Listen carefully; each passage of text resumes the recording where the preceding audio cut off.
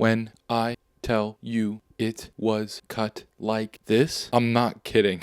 Hey there, Cinephiles. Today I'm reviewing Drop. From the director of Happy Death Day, we get this single mom going on a first date with a guy she met off the apps, and unfortunately there's this one person dropping memes to her phone and threatening to kill her son. Now, I don't know about you, but I go to the movie theaters a lot, and the amount of times I had seen this trailer before a movie is astonishing. This and The Amateur that also came out this week just had some of the most shown trailers before every single movie ever, at least in a while. And the trailer for this wasn't necessarily attention grabbing for me. It's unfortunately safe to say that the thing I was looking forward to most was never seeing this trailer again before any movie. But I am so pleased to announce that this was actually a very fun time. It is by no means a perfect movie, like in almost any regard, but it is fun. It is popcorn fun, and if you go with a group of friends, I'm sure you're going to have a blast. The positives with this film is just that it's one of those movies that knows it's stupid and isn't afraid to go into silly when it does. I also do appreciate when it tries to do something more.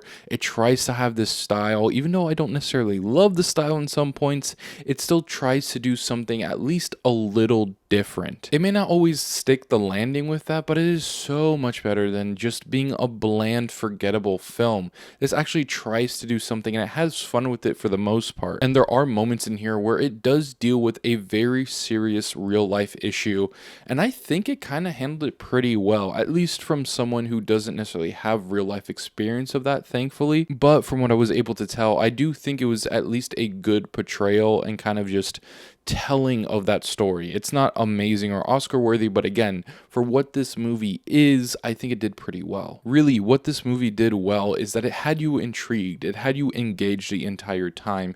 It's always trying to go to something. It may be something that you can see happening and you may already guess the ending, at least me and my friend kind of did from the start, but we had a fun time on that journey. It's not just about the destination, it's about the journey and the tension building and just the weird comedic moments that are just in here. Not even weird, they're just more silly, but some of it's just so stupid and fun you can't help but just get on the side of the film. This is definitely one of those movies that is just so entertaining and fun, again, especially if you watch it with friends. Getting into the negatives now, one of the things is that the mystery isn't all that great. I mean, me and my friend basically guessed it very early on in the film. We each had another suspect on the list. I was different from each other, so that's fun, but it's not the most shocking reveal ever. The other thing that kind of drove me nuts in this film is the editing. Oh my goodness, the overcutting of this film, it cannot be understated. How many cuts are in this? It's basically edited like a YouTube video. I will say too that some of the dialogue and side characters aren't necessarily the most memorable, and I would even go as far to say I do wish we got a little more